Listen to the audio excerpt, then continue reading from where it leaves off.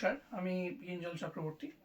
আজকে একটা বিষয় নিয়ে আমি একটু আলোচনা করতে চাই, খুব ছোট্ট বিষয়, যেটা আমাদের এডুকেশনাল টেকনোলজি সাইকোলজিতে ভীষণ ইম্পর্ট্যান্ট। বিশেষ করে আমাদের অ্যাপ্লাইড এপিস্টেমোলজির যে বিষয়গুলো নিয়ে আমরা আলোচনা করি, সেই বিষয়গুলোতে ভীষণভাবে এগুলো কার্যকরী হয়। কারণ বর্তমানে আমাদের এপিস্টেমোলজির যে ভাবনা, সেই এপিস্টেমোলজির ভাবনার ক্ষেত্রে কিন্তু এপিস্টেমোলজিটা কিন্তু একটা ইনট্যাঙ্গলড ভার্সনে কিন্তু ব্যবহার হয়। কারণ আমরা যদি ট্রান্স হিউম্যানিজম পোস্ট হিউম্যানিজম নিয়ে কাজ করি, এবং সেই ট্রান্স হিউম্যানিজম পোস্ট হিউম্যানিজমের মধ্যে কিন্তু সব থেকে গুরুত্বপূর্ণ একটা বিষয় যেটা আমাদের ভাবনা চিন্তার মধ্যে আসে, সেটা হচ্ছে কোয়ান্টাম। এবং এই কোয়ান্টামের মধ্যে যদি কোয়ান্টামকে আমরা জাস্টিফাই করবার চেষ্টা করি, তাহলে কিন্তু আমাদের রিফ্লেকশনের বিয়ন্ডে যেতে হবে। তাহলে রিফ্লেকশনের বিয়ন্ডে যদি আমরা যাই, তাহলে একটা স্ট্যাটিক মিরারিং থেকে কিন্তু আমরা যে ভাবনার দিকে যাব, সেটা হচ্ছে এনট্যাঙ্গেলমেন্ট। অর্থাৎ একটা এমবডিড ইনসাইটস ডেভেলপ করা, যার মধ্যে দিয়ে আমরা খুব প্রোডাক্টিভ কিছু জিনিস ডিরাইভ করতে পারি, খুব প্রোডাক্টিভ একটা জায়গা থেকে একটা ক্রিয়েশনের দিকে আমরা যেতে পারি। এবং সেখানে কিন্তু কোনো রকম কোনো সেপারেট ওয়েতে আমরা কোনো কিছু ভাববো না, সেপারেট কোনো কম্পোনেন্টকে আলাদা আলাদা ভাবে আমরা দেখবো না। আমরা কিন্তু ইন্টারচেঞ্জেবলি ইন্টিগ্রেটেড ওয়েতে এবং সামগ্রিকভাবে একটা যেটাকে বলে যে একত্রীভূতভাবে কিন্তু আমরা অ্যাক্সোমাইজেশনের মধ্যে দিয়ে সেটাকে ব্যবহার করব। এবং এই যে পেডাগজি অফ এনট্যাঙ্গলমেন্ট, যেটা কোয়ান্টাম থেকে স্পষ্টতই নেওয়া হচ্ছে, এবং সেই এনট্যাঙ্গলমেন্টের জায়গাটা হচ্ছে বেসিক্যালি আপনাদের যেটা আমরা বলতে পারি, দ্যাট ইজ ডিফ্র্যাক্টিভ পেডাগজি। ডিফ্র্যাক্টিভ পেডাগজি যেটা রিফ্লেকশনের থেকেও কিন্তু একটা স্তর উপরে গিয়ে আমরা ভাবছি, যেখানে কিন্তু এনট্যাঙ্গেলমেন্ট এবং এনবডিমেন্টটাই মূল কথা। যার কাজেই এই জায়গাটা থেকে কিন্তু আমরা যেটা বুঝতে পারছি যে শুধুমাত্র পাস্ট মিরারিংটাই কিন্তু এখন গুরুত্বপূর্ণ নয়। এখন কিন্তু সমস্তটা একসাথে নিয়ে আমাদের ভাবতে হবে, রিলেশনালি ভাবতে হবে, এমবডিমেন্ট কে গুরুত্ব দিতে হবে, এবং একটা ইন্টিগ্রেটেড রিয়েলিটিকে আমাদের কনস্ট্রাক্ট করতে হবে। এটা হচ্ছে মূল জায়গা। কিন্তু আমাদের আলোচনার বিষয় আজকে এটা নয়। আমাদের আলোচনার বিষয় কিন্তু হচ্ছে একটা থিওরিটিক্যাল ডিসকাশন, যে জায়গাটা কিন্তু ভীষণভাবে আমাদের এই যে এপিস্টেমিক যে মুভমেন্ট, এপিস্টেমিক যে রেভলিউশন, সে রেভলিউশনের মধ্যে কিন্তু আমাদের এই ভাবনা চিন্তাগুলো ভীষণভাবে কার্যকরী হচ্ছে। তার কারণ কি বলছি, এই যে পোস্ট হিউম্যানিজম এবং ট্রান্স হিউম্যানিজমের যুগে বা ডিফ্র্যাক্টিভ পেডাগজির মধ্যে এন্ট্যাঙ্গলমেন্ট ব্যবহৃত হচ্ছে, এবং এখানে যেটা কার্যকরী হচ্ছে সেটাকে বলা হচ্ছে যে it is not only epistemology, it is onto epistemology. অর্থাৎ অন্টোলজি, অর্থাৎ what is the reality behind the creation, reality behind the paradigm, as well as what is the knowledge and what is the cultivations, cognitive cultivations behind the paradigms. তো এই দুটো জিনিস কিন্তু একসাথে আমাদের ontology এবং এপিস্টেমোলজি, এই দুটোর যে সিনারিও, এটা দুটো কিন্তু একসাথে কার্যকরী হচ্ছে, এবং সেটাই কিন্তু সেই জায়গা থেকেই কিন্তু অন্টো এপিস্টেমোলজি ভাবনাটা আসছে। তো এরকম massive way of knowledge explosion এবং সামগ্রিকভাবে একটা রেভলিউশনের জায়গায় যে আমরা যাচ্ছি, আমাদের ভাবনা চিন্তাটাও কিন্তু সেভাবেই কিন্তু বিকশিত হচ্ছে। এখন প্রশ্ন হচ্ছে যে এখানে সব থেকে গুরুত্বপূর্ণ যে বিষয়টা, সেটা হচ্ছে কগনিটিভ কমপ্লেক্সিটি। অর্থাৎ কগনিটিভ কমপ্লেক্সিটি মানে আমরা কতটা কগনিটিভলি রিচড হতে পারছি, কগনিটিভ রিগোরিয়াসনেস এবং কগনিটিভ ডেপথটাকে আমরা কতটা বাড়াতে পারছি। এ প্রসঙ্গে অ্যাপ্লাইড এপিস্টেমোলজির বিভিন্ন তত্ত্ব এডুকেশনাল সাইকোলজিতে ব্যবহার হচ্ছে, এবং হিউম্যান ডেভেলপমেন্ট রিলেটেড বিভিন্ন ফিল্ডে কিন্তু আমরা এই ভাবনা চিন্তাগুলোকে ব্যবহার করছি। সুতরাং এটা একটা ভীষণ গুরুত্বপূর্ণ জায়গা, এবং সেইখানে কিন্তু যেমন কতগুলো থিওরি রয়েছে। আমি জাস্ট একটা থিওরির উদাহরণ দেবো, বাকিগুলো একটু ছুঁয়ে যাওয়ার চেষ্টা করব। তার কারণ এত কথা আমি বললাম, তার কারণটা হচ্ছে একটা কনটেক্সটটাকে বোঝার জন্য, যে আমি কেন কগনিটিভ কমপ্লেক্সিটির কথা বলছি, আমি কগনিটিভ ইনডেপথনেসের কথা বলছি।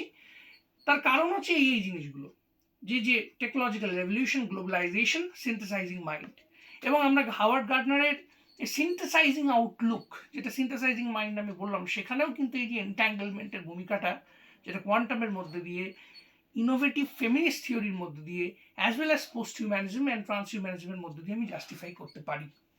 এই জায়গাটা ভীষণ ইম্পর্টেন্ট এখানে। এখন প্রশ্ন হচ্ছে যে যেমন এই কগনিটিভ কমপ্লেক্সিটির মধ্যে যেটা সব থেকে গুরুত্বপূর্ণ থিওরি আমরা বলতে পারি, দ্যাট ইজ হান্ট অ্যান্ড স্ক্রোডারের কগনিটিভ কমপ্লেক্সিটি বা কনসেপচুয়াল কমপ্লেক্সিটি, অর্থাৎ কতগুলো কনসেপ্টকে আমি আমার কগনিটিভ স্ট্রাকচারের মধ্যে আমি আমার ওয়ার্কিং মেমোরির মধ্যে আমি হোল্ড করতে পারছি এবং সেগুলোকে নিয়ে ম্যানিপুলেট করতে পারছি। সব থেকে বড় কথা হচ্ছে হোল্ড করা। কতগুলো কনসেপ্টকে রিচ করে সেগুলোকে কতটা আমি হোল্ড করতে পারছি, তার প্রসারতাটাকে কতটা রিচ করতে পারছি, সেটা হচ্ছে very important thing. That is cognitive complexity বা কনসেপচুয়াল কমপ্লেক্সিটি। এটা কিন্তু আন্ডারস্ট্যান্ডিং এর লেভেলের মধ্যে কিন্তু আমরা বিচার করতে পারি যে আন্ডারস্ট্যান্ডিং লেভেলটা কিভাবে ডেভেলপড হয়, হাউ আন্ডারস্ট্যান্ডিং ডেভেলপড, এই যে ডেভেলপমেন্টাল ইস্যুটা কিন্তু এর মধ্যে দিয়ে আমরা ভাবতে পারি। এছাড়াও আমরা সোলো ট্যাক্সোনমির কথা ভাবতে পারি, যে structure of observe learning outcome, যেখানে একদম প্রি স্ট্রাকচারাল থেকে যখন এক্সটেন্ডেড অ্যাবস্ট্রাক্টের দিকে যাচ্ছে, মাঝখানে unistructural, multi structural, relational, extended abstract, সেখানেও কিন্তু লার্নিং আউটকামের কমপ্লেক্সিটির জায়গাটাকে কিন্তু বিশেষভাবে প্রাধান্য দেওয়া হচ্ছে।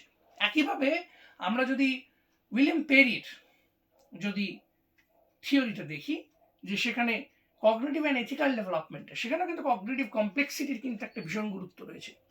যে ফার্স্ট ডুয়ালিজম, মাল্টিপ্লিসিটি, সেখান থেকে ধীরে ধীরে আলটিমেটলি যেটা দেখা যাচ্ছে একটা হাইয়েস্ট অ্যাবস্ট্রাক্ট লেভেলে কিন্তু সেখানে আমরা একটা রিফ্লেক্টিভ ওরিয়েন্টেশনকে কিন্তু ডেভেলপ করার চেষ্টা করতে পারছি। এবং সেই reflection deals with a diffraction, কারণ আলটিমেটলি যখন আমি ওপরে উঠছি সেখানে গিয়ে কিন্তু যেটা দেখছি, এটা কমিটমেন্ট লেভেলে যখন আমি উঠে পড়ছি, তখন গিয়ে কিন্তু দেখছি সেখান থেকে কিন্তু এপিস্টেমিক কগনিশনের কিন্তু একটা কাল্টিভেশন শুরু হচ্ছে। এগুলো এক সাইডে গেল। তো আমার যেটা বক্তব্য, যে এদের মধ্যেও আমরা এই ইনক্রিজিং ফ্যাক্টগুলোকে বিশ্লেষণ করার জন্য আমরা যে থিওরিটার কথা ভাবতে পারি, সেটা হচ্ছে web depth of knowledge. Norman web, সেই ওয়েবস ডেপথ অফ নলেজ, সেই থিওরিটা কিন্তু ভীষণভাবে একটা প্রাসঙ্গিক থিওরি, যেখানে কিন্তু এই কগনিটিভ কমপ্লেক্সিটির ইনক্রিজ করার জায়গাটাকেই কিন্তু সেখানে ভীষণভাবে প্রাধান্য দেওয়া হয়েছে। আমরা সেটা বারবার দেখতে পাই, কারণ আমরা যদি বাকি থিওরিগুলো দেখি, সেগুলো কিন্তু একটা ট্যাক্সোনমিক ওয়েতে লার্নিং আউটকামের মধ্যে দিয়ে সেগুলো কিন্তু দেখা হয়েছে। কিন্তু আমি যদি একদম এপিস্টেমোলজিক্যালি যদি আবার চেষ্টা করি, তাহলে কিন্তু বেসিক্যালি এই নরম্যান ওয়েবের থিওরিটা কিন্তু সাংঘাতিক রকমভাবে একটা প্রাসঙ্গিকতার জায়গায় কিন্তু রয়েছে, কারণ সেটা কিন্তু deals with epistemic cultivation, deals with the cognitive complexity. তাহলে প্রথমে সেখানে কি বলা হচ্ছে, that is recall and reproduction, just basic memorisation, অর্থাৎ আমাদের খুব লোয়ার অর্ডার কগনিটিভ যে অপারেশনস অ্যান্ড ফাংশনিংস। তারপরে সেখান থেকে আমরা কি গেলাম, সেখান থেকে আমরা কিন্তু একটা স্তরে যেটাতে যাচ্ছি, that is skills and concept, অর্থাৎ অ্যাপ্লিকেশন লেভেলে কিন্তু যাচ্ছি। অ্যাপ্লিকেশন আমি কতটা করতে পারছি, অর্থাৎ আমার যে দক্ষতাগুলো আমি অর্জন করছি, দক্ষতাগুলো আমি ডেভেলপ করবার চেষ্টা করছি, সেটা কার্যক্ষেত্রেই কতটাই আমার বাস্তবে আমি প্রয়োগ করতে পারছি। সিগনিফিকেন্ট লার্নিং, যেটা ফিঙ্কস ট্যাক্সোনমিতে ভীষণভাবে আলোচনা করা হয়েছে, এবং অথেন্টিক অ্যাসেসমেন্টের যেটা মূল কথা, এবং রেজিলিয়েন্সের যেটা একটা অন্য ডাইমেনশন হিসেবে বর্তমানে আমরা ব্যবহার করছি, সেটা কিন্তু ভীষণভাবে গুরুত্বপূর্ণ। অর্থাৎ অ্যাপ্লিকেশন অফ নলেজ, যেখান থেকে ইনার্শিয়াটা আমাদের যাতে না হয়। ইনার্শিয়া মানে কি? Inertia is the enemy of learning, যেখানে কিন্তু মনে করা হয় যে আমরা জানি কিন্তু সেটা অ্যাপ্লাই করতে পারি না। কিন্তু এইখানে আমাদের কগনিটিভ কমপ্লেক্সিটির জায়গাটাই তৈরি হচ্ছে কিন্তু অ্যাপ্লিকেশনের মধ্যে দিয়ে। তারপর আসছে স্ট্র্যাটেজিক থিঙ্কিং মানে কি? অর্থাৎ ডেভেলপিং প্রিন্সিপালস। আমরা যদি প্রিন্সিপালস বা মেটাকগনিটিভ ওরিয়েন্টেশনকে এখানে যদি ভাবনাতে আনবার চেষ্টা করি, তাহলে কিন্তু এখানে আমরা অনেকগুলো জায়গা আমরা দেখতে পাবো। যেমন আমরা পার্কিন্সের যে মেটাকগনিশনের যে জায়গাটা রয়েছে, সেখানে যে স্টেপসগুলো রয়েছে, that is tacit, aware, strategic, reflect. অর্থাৎ স্ট্র্যাটেজিটাকে কিন্তু সেখানে একটা ভীষণ ইম্পর্টেন্ট ভাবনায় কিন্তু আনার কথা বলা হচ্ছে। আমরা যদি ডেভিড মেরিলের থিওরি যদি দেখি, তাহলে ফ্যাক্ট, কনসেপ্ট, প্রসিজার, প্রিন্সিপাল, যেখান থেকে ম্যাট্রিক্সের জায়গাটাকে ডিফাইন করা হয়েছে, সেখানেও কিন্তু আমরা আলটিমেটলি দেখতে পারি যে এই যে স্ট্র্যাটেজির একটা জায়গা, এটা কিন্তু সেখানে ডেভেলপ করা কিন্তু ভীষণভাবে হচ্ছে। অর্থাৎ এখান থেকে কিন্তু একটা মেটাকগনিশনের শুরু, এবং আলটিমেটলি যখন আমি একটা এপিস্টেমিক ভাবনাতে যাচ্ছি, সেলফ সিস্টেম একটা ওরিয়েন্টেশন, সেলফ রেগুলেটরি ওরিয়েন্টেশনে যাচ্ছি।